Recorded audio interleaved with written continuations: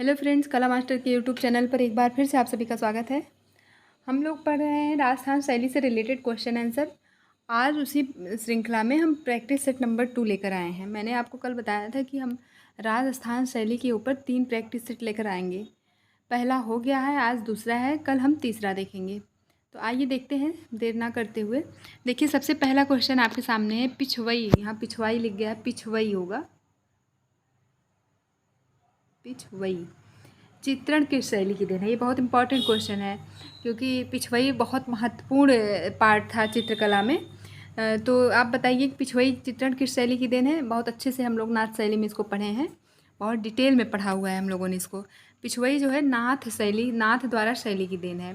ये नाथ द्वारा शैली जो थी, ये मेवाड़ की उपशैली है। नाथ द्वारा शैली मेवाड़ की उपशैली है, उसी की देन है पिछवई।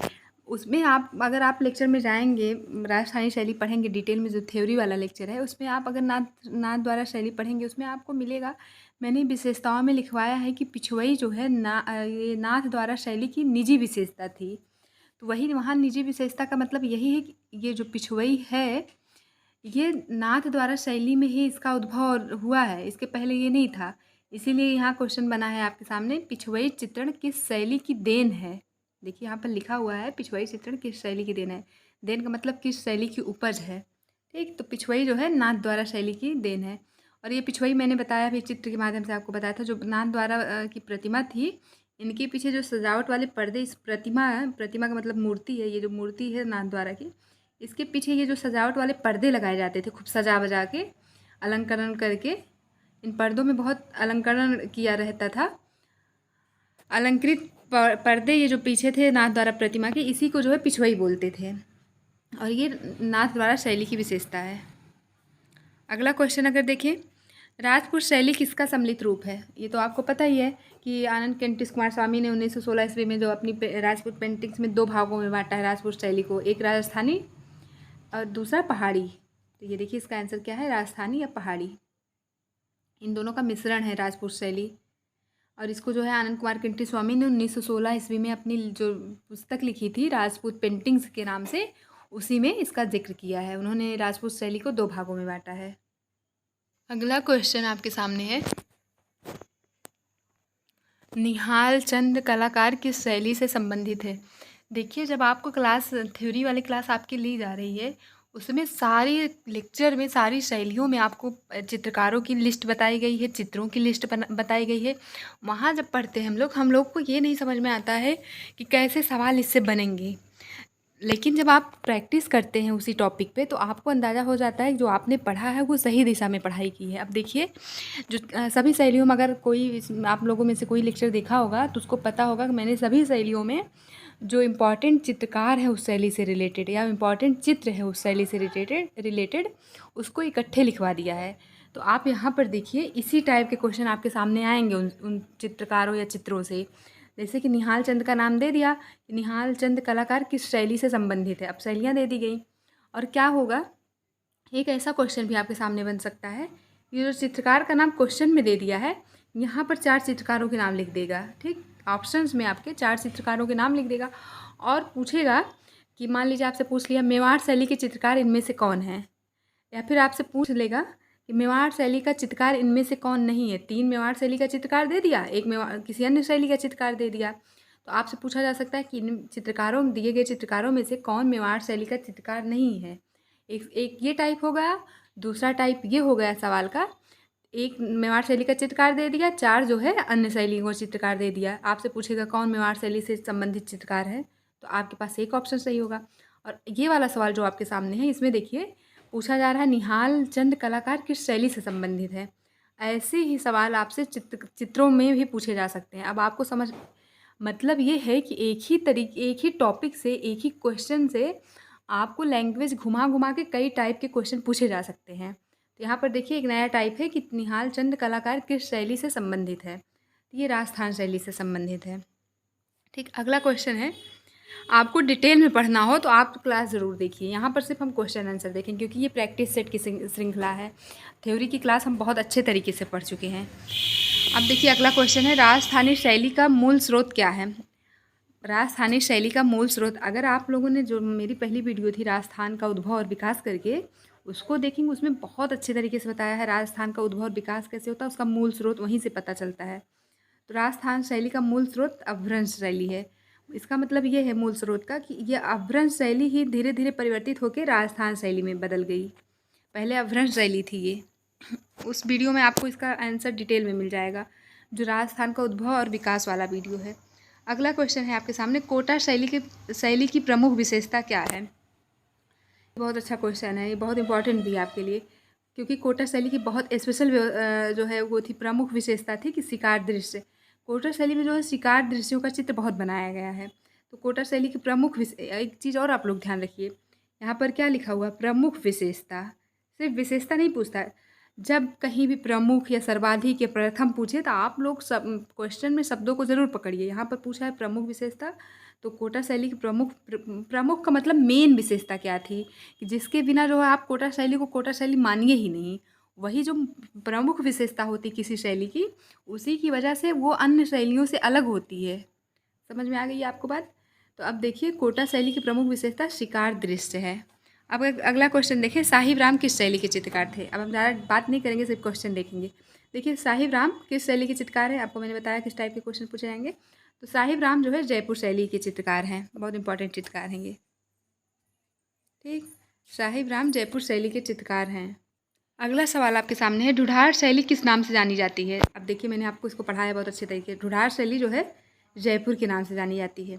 और एक चीज़ आप ध्यान रखिए, यहाँ जो ढूढ़ार लिखा है, यहाँ पर हो सकता है जयपुर लिख दे, जयपुर शैली किस नाम से जानी है, तो आपके ऑप्शन में ढूढ़ार हो जाएगा। ठीक, ऐसा भी सवाल बन सकता है। यहाँ तो ढूढ़ार शैली किस नाम से जानी जाती है, तो जयपुर शैली के नाम से जानी जाती है। हो सकता है जयपुर को क्वेश्चन में डाल दे कि जयपुर शैली किस नाम से जानी जाती, तो क्या आप आंसर करेंगे, ढूढ़ार शैली। ठीक, अब अगला क्वेश्चन देखें।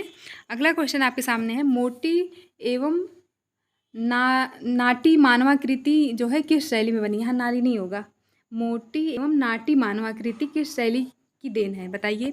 इसको भी बहुत अच्छे से अब आपको समझ आ रहा होगा, जो हम लोग इतनी डिटेल में पूरी क्लास पढ़े हैं राजस्थान शैली या कोई भी क्लास, अब आपको अंदाज़ा लग गया है कि हम लोगों ने कुछ भी इधर उधर का नहीं पढ़ा है। ये सवाल बने हुए हैं आपके सामने, ये जो सभी शैलियों की लास्ट में हम लोगों ने विशेषताएँ देखी है, विशेषताएँ। अब देखिए, विशेषताओं से इसी टाइप के क्वेश्चन बनेंगे, किस शैली की देन है, किस शैली की विशेषताएं हैं। आप लोग बताइए, मोटी एवं नाटी मानवाकृति किस शैली की देन है। मैंने आपको ये भी बताया है, टोपी पहने हुए महिलाएं या फिर पुरुषों की पतली मूछें जो कान तक पहुंचती थी। ये सब सवाल आपके एग्जाम में इसी तरीके से बन के आएंगे। तो मोटी एवं नाटी मानवाकृतियाँ जो है मेवाड़ शैली की देन है। मेवाड़ शैली में ऐसे चित्रण हुए हैं, मोटी और नाटी मानवाकृतियाँ बनाई गई हैं। ज़्यादातर मोटी एवं नाटी मानवाकृति पुरुषों की बनाई गई वहाँ पर। अब अगला सवाल आपके सामने है, सर्वाधिक राग रागनी का अंकन किस शैली में हुआ। देखिए, यहाँ पर मैं आपको बार बार कह रही हूँ, आप क्वेश्चन को 2 से 3 बार पढ़ा करिए। यहाँ पर जो ये सर्वाधिक लिखा है, यही इस क्वेश्चन का की पॉइंट है। राग रागनी का अंकन तो पहाड़ी शैली में भी हुआ, आपके ऑप्शन में भी पहाड़ी शैली। आप ऐसे ही कन्फ्यूज़ होते हैं, हम लोगों को लगता है कि हम लोग अपना आंसर सही टिक करके आए, आयोग ने ही गलत मान लिया, लेकिन नहीं। शब्दों को ध्यान से ना समझने और पढ़ने की वजह से हम लोग का सवाल गलत होता है। अब देखिए, राग रागनी का अंकन तो पहाड़ी शैली में भी हुआ है, लेकिन यहाँ पर क्या पूछा है, सर्वाधिक। जैसे बारहमासा वाला मैंने आपको बताया, सर्वाधिक बारहमासा का चित्रण, जो बारहमासा का चित्रण राजस्थानी शैली में भी हुआ है, लेकिन अगर सर्वाधिक लिख कर आ जाए तो आप पहाड़ी शैली आंसर करेंगे। वैसे ही ये भी है, सर्वाधिक राग रागनी का अंकन आपका राजस्थानी शैली में हुआ है, जबकि राग रागनी का अंकन आपकी पहाड़ी शैली में भी हुआ है। लेकिन शब्द पर ध्यान दीजिए, शब्द कैसे लगे हैं आपके सवाल में। अगला सवाल है आपके सामने, चौर पंचाशिका किसके द्वारा लिखेगी। बहुत अच्छे से पढ़ाया गया है आप लोग को ये भी। चौर पंचाशिका बिल्हड़ द्वारा लिखी गई है। वात्सायन के आपको पता ही, कामसूत्र इनकी पुस्तक का नाम है, और इनकी जो पुस्तक है कामसूत्र, इसी पर यशोधर पंडित ने टीका लिखी हुई है। उसका क्या नाम है, सडंग। आप लोग भी कमेंट करके बताइएगा क्या नाम है पुस्तक का, सडंग नाम है। ठीक है, जो वात्सायन की कामसूत्र नामक बुक है, उसी पर लिखी हुई इनकी टीका है, यशोधर पंडित ने लिखा है इसको। ये भी सवाल पूछा जा सकता है आपके एग्जाम में, पूछा भी गया है और आगे के एग्जाम में। और ये चौर पंचाशिका जो है, ये राजस्थान शैली से संबंधित बुक है, इसको बिल्हड़ ने लिखा है। ठीक, यहाँ पर आपके सामने ये सवाल है कि चौर पंचाशिका किसके द्वारा लिखी गई, तो बिल्हड़ के द्वारा लिखी गई। अगला सवाल आपके सामने है, चित्रकार मनोहर किस लघु चित्र शैली के चित्रकार थे। देखिए, कभी कभी आपको ना क्वेश्चन से भी कई सवाल मिल जाते हैं। यहाँ पर क्या लिखा है, चित्रकार मनोहर, ये पूछ रहा है कि मनोहर किस शैली के चित्रकार थे, लेकिन यहाँ पर क्या लिखा है, लघु चित्र शैली। अब जो आप आंसर करेंगे, ये चित्रकार मनोहर जिस शैली आप जो आंसर करेंगे, तो इसका मतलब वो कैसी शैली है, लघु चित्र शैली है। तो एक पॉइंट आपके लिए यहाँ क्वेश्चन से ही आपको पता चल गया कि मेवाड़ शैली जो है एक लघु चित्र शैली है, और मनोहर जो है किस शैली के चित्रकार थे, मेवाड़ शैली के। हो सकता है ये उपशैलियाँ आप उसके डायरेक्ट राजस्थान पहाड़ी ऐसे ही लिख दे, तो आप राजस्थान शैली आंसर करेंगे, ये भी ध्यान रखिए आप लोग। अगला सवाल आपके सामने है, भिन्न भिन्न राजस्थानी चित्रों की पहचान का उत्तम साधन क्या है। अब देखिए कितना अच्छा सवाल है। यहाँ पर भिन्न भिन्न लिखा हुआ है, यहाँ पर अलग अलग लिखा भी जा सकता है, अलग अलग राजस्थानी चित्रों की पहचान का उत्तम साधन क्या। ये सवाल आपका पूछा गया है, प्रीवियस ईयर का क्वेश्चन है ये वाला। अब आप देखिए, ये भी विशेषताओं से, ये भी सवाल आपका विशेषताओं से ही है। यहाँ पर पूछ रहा, मैंने आपको कई बार बताया है जब पढ़ा रहे थे थ्योरी वाली क्लास में, कि आप लोग को बता रहे थे कि ये जो अलग अलग विशेषताएं हम लोग पढ़ रहे हैं सभी उपशैलियों की, इसी की वजह से तो राजस्थानी शैलियाँ इतने खंडों में विभाजित की गई हैं। इसीलिए यहाँ पर लिखा हुआ भिन्न भिन्न राजस्थानी चित्र, और यही जो भिन्न भिन्न राजस्थानी चित्र हैं और जो उनकी विशेषताएं, इसी की वजह से वो इतनी ढेर सारी उपशैलियों में बटी हुई हैं। और अगर आपको याद हो, पहले सवाल कर लेते हैं। देखिए, भिन्न भिन्न राजस्थानी चित्रों की पहचान का उत्तम साधन क्या है, तो इसका आंसर क्या है, आँखें। आपको याद आ रहा होगा, अगर आपने खुद से भी अगर पढ़ा होगा, मान लीजिए लेक्चर नहीं भी देखा होगा, किसी बुक से, किसी नोट से, कहीं से भी अगर पढ़ा होगा, तो आप जब सभी राजस्थानी शैली की विशेषताओं को पढ़ते हैं, तो आप देखते होंगे कहीं हम पढ़ते हैं खंजन जैसी आँखें बनी हैं, ठीक, खंजन जैसी आँखें। खंजन पक्षी जो था, मैंने आपको कहा था गूगल करके देखिएगा ये खंजन पक्षी कैसा और क्या नाम, इसका और क्या नाम है, क्योंकि खंजन के नाम से हम लोग समझ नहीं पाते हैं कौन सा पक्षी है। मैंने नहीं पता किया, आप लोग से मैंने बोला था, आप लोग पता करके बताइएगा। और दूसरा है आपका मृग के समान आँखें।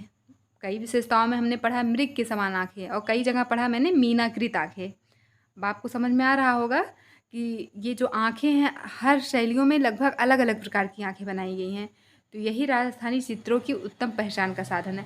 आप वेशभूषा देखकर नहीं पहचान पाएंगे, क्योंकि राजस्थान वालों को देखेंगे, अभी रियल में भी देखिए तो एक ही वेशभूषा लगती है, महिलाओं की घाघरा चोली और पुरुषों का धोती कुर्ता और पगड़ी लगाए रहते हैं। तो आप वेशभूषा देखकर नहीं पहचान पाएंगे, इसीलिए उनकी आँखें जो थीं, उससे ज़्यादा, किसी की आँखों से ज़्यादा इंसान अट्रैक्टिव दिखता है। तो आँखों की वजह से ज़्यादा चीज़ों को मतलब ज़्यादा व्यक्तियों की पहचान होती है। तो आप देखिए कि सभी चित्रों में कहीं खंजन पक्षी के समान आँखें बनाई गई थी, कहीं मृग के समान बनाई गई थी, कहीं कहीं मीनाकृत। मीनाकृत का मतलब मैंने बताया था मछली के समान आँखें बनाई गई थी। तो अलग अलग राजस्थानी चित्रों की पहचान का सबसे उत्तम साधन का मतलब है, सबसे अच्छा साधन जो है आँखें हैं।